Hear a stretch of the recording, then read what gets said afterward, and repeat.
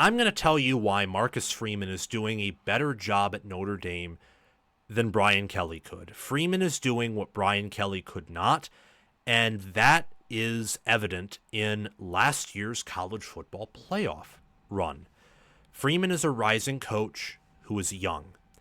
He has 2 losses against Group of 5 teams, and yet he has 3 wins against college football playoff teams. He has 3 playoff wins, and they show grit, they show fight, they show physicality, and they're recruiting at a level that Kelly didn't before. I think that Marcus Freeman right now is he's a top 10 head coach, if not top 15. I think that the job he did last year after that NIU loss was very admirable.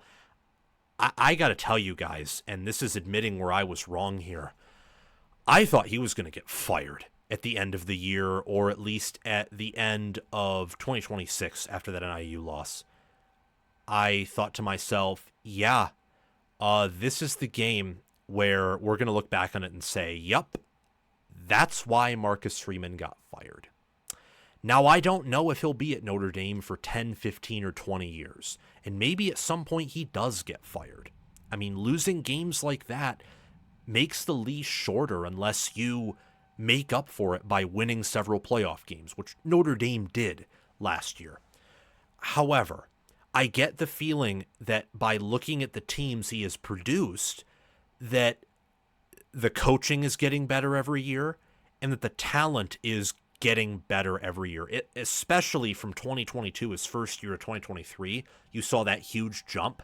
I think the 23 Notre Dame team and the 24 Notre Dame team were very, very similar. The difference is one of the 12-team playoff in a much easier schedule. The other had to play Ohio State, Duke, and Louisville 3 games in a row and at a road trip to Clemson. So I think that if the 2023 Notre Dame team played with the 2024 schedule, I think you would have had similar results.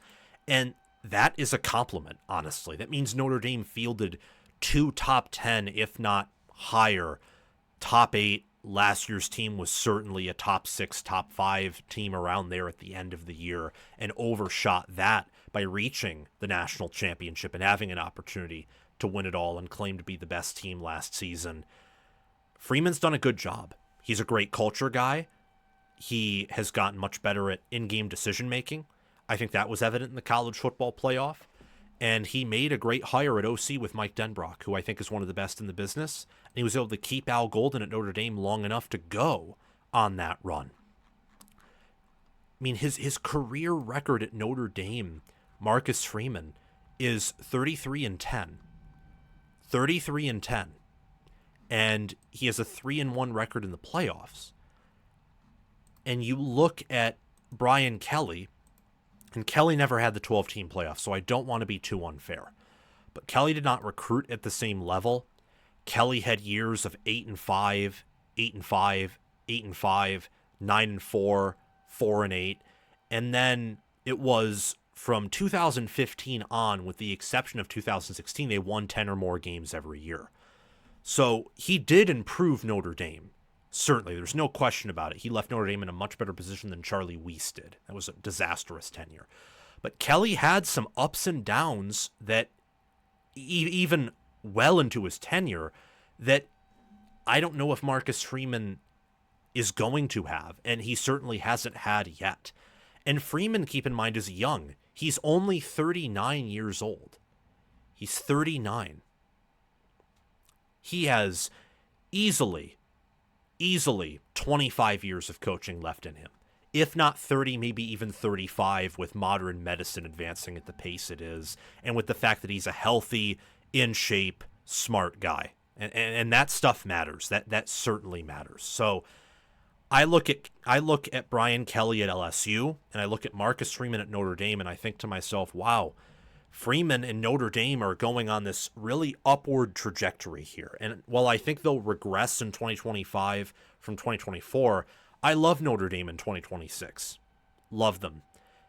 LSU, meanwhile, I don't think Brian Kelly will be their head coach in 2 years. I don't. I think he'll be gone after 2026 for sure, if not after this season. Notre Dame made the right move, letting Kelly go, although honestly I don't know if they had the resources to keep Kelly there, because I think LSU does have more resources than Notre Dame. But Notre Dame made the right decision promoting Marcus Freeman. There was some criticism about it early, and then after the Marshall loss in 2022, and then again last year after the NIU loss, there was criticism as well. And again, he's had great coaching staffs, a lot of the same coaching staff that was at Cincinnati under Fickell, he has at Notre Dame. And those are some elite assistant coaches. And he's made good hires. Notre Dame is a good NIL fund. They have resources and they're recruiting well. So in a certain degree, he has built his program's floor to be higher than where it was under Kelly, so that even if he makes some mistakes and has some growing pains, and you'd hope most of those are over, and they probably are, but who knows, the floor is not as low as it was under Kelly. You're not going to have a 4-8 year under Marcus Freeman, I don't think.